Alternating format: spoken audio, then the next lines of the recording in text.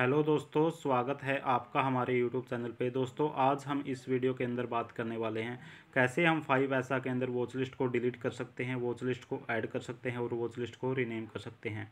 तो जैसे ही आप 5पैसा ऐप लॉगिन कर लेते हैं तो आपके सामने ये डिस्प्ले शो होती है। तो यहाँ पे आने के बाद सबसे पहले आपको माई स्टॉक का ऑप्शन दिखाई देगा, उसके बाद आपको निफ्टी फिफ्टी का एक ऑप्शन दिखाई देगा। जैसे ही आप थोड़ा सा स्लाइड करते हैं तो यहाँ पे आपको वॉच लिस्ट का एक ऑप्शन दिखाई देगा। आप 5पैसा के अंदर 3 वॉच लिस्ट क्रिएट कर सकते हैं और 3 के अंदर पर वॉच लिस्ट के अंदर आप 50 स्टॉक ऐड कर सकते हैं। तो यहाँ पे आपको वॉच लिस्ट दिखाई दे रहा, तो आप इस वॉच लिस्ट का नाम भी चेंज कर सकते हैं। तो आपको नाम चेंज करने के लिए सबसे पहले यहाँ पे क्लिक करना पड़ेगा। आपको 3 डॉट दिखाई दे रहा है तो आप सबसे पहले इस 3 डॉट के ऊपर क्लिक कर देंगे। जैसे ही आप यहाँ पे क्लिक करते हैं तो आपको यहाँ पे एडिट करंट वॉच लिस्ट का एक ऑप्शन दिखाई देगा। तो आप इस एडिट करंट वॉच लिस्ट के ऊपर क्लिक कर देंगे। जैसे यहाँ पे वॉच लिस्ट लिखा हुआ तो यहाँ से आप इसका नेम भी चेंज कर सकते हैं। जैसे इस वॉच लिस्ट के अंदर यदि आप बैंकिंग सेक्टर के स्टॉक को ऐड करना चाहते हैं तो यहाँ पे बैंक ऐड कर देंगे।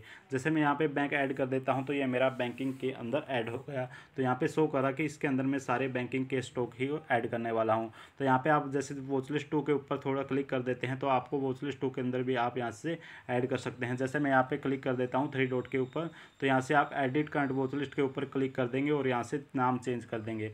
जैसे इस वॉच लिस्ट के अंदर मैं आईटी स्टॉक को ऐड करना चाहता हूँ तो यहाँ से आप आईटी कर देंगे और यहाँ से सेव कर देंगे। जैसे आप सेव करते हैं तो यहाँ से आपको आईटी दिखाई दे रहा है और यहाँ से वॉच लिस्ट बैंक की आपको दिखाई दे रहा है। इस तरह से आप वॉच लिस्ट का नाम चेंज कर सकते हैं। यदि किसी वॉच लिस्ट के नाम कि यदि बैंकिंग स्टॉक में आप कोई स्टॉक ऐड करने वाले हैं तो यहाँ पे आपको ऐड स्टॉक या फिर प्लस के निशान के ऊपर क्लिक करना पड़ेगा। जैसे मैं यहाँ पे प्लस के निशान के ऊपर क्लिक कर देता हूँ तो मेरे सामने ये डिस्प्ले शो होती है।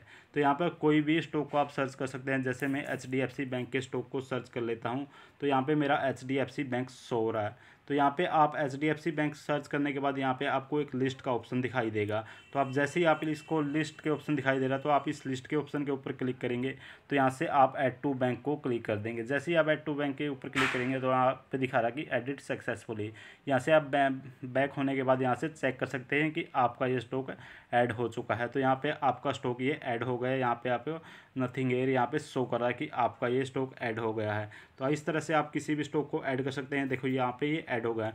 इसी तरह आप कोई भी स्टॉक को ऐड कर सकते हैं। आप दूसरे तरीके से भी 5पैसा के अंदर वॉच लिस्ट को ऐड कर सकते हैं। जैसे यहाँ पे डिस्प्ले के आने के बाद यहाँ पे कोई भी स्टॉक सर्च करेंगे। जैसे यहाँ पे मैं सर्च कर लेता हूँ यस बैंक के स्टॉक को।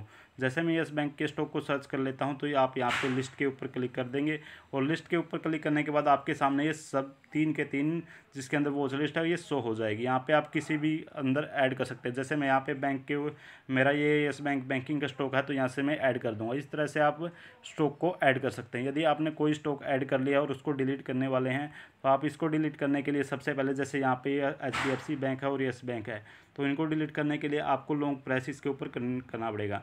जैसे आप लॉन्ग प्रेस करते हैं तो यहाँ पे आपको सेलेक्ट ऑल भी कर सकते हैं डिलीट, या फिर इनमें से कोई भी सिलेक्ट कर सकते हैं। जैसे मैं यस बैंक के स्टॉक को यहाँ से डिलीट करने वाला तो यहाँ से आने के बाद आप डिलीट के ऑप्शन के ऊपर क्लिक कर देंगे और ये आपका डिलीट हो जाएगा।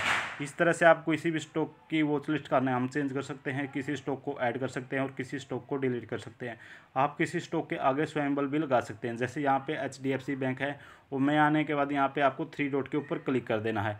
यहाँ पे आपको सिंबल का ऑप्शन दिखाई दे रहा है तो आप सिंबल के ऑप्शन के ऊपर क्लिक कर देंगे तो ये आपका सिंबल यहाँ पे शो हो जाएगा कि HDFC बैंक का ये सिंबल है। इस तरह यदि आप किसी सिंबल को यहाँ से रिमूव करने वाले हैं तो यहाँ पे 3 डॉट के ऊपर क्लिक कर देंगे तो और यहाँ से आप सिंबल के ऊपर यहाँ से अनसिंबल के ऊपर क्लिक कर देंगे तो ये आपका सिंबल हट जाएगा।